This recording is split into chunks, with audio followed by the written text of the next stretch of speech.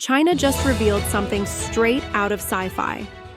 China has unveiled conceptual plans for a massive flying aircraft carrier, so large it could operate near the edge of space. According to reports, the design is part of China's Nantianmen project and imagines an airborne platform capable of launching swarms of drones and potentially hypersonic weapons from above traditional air defenses. State-linked scientists describe a vehicle larger than any existing warship, designed to dominate future high-altitude warfare. But here's the twist.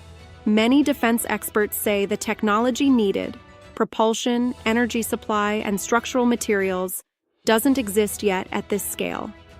So is this the future of warfare?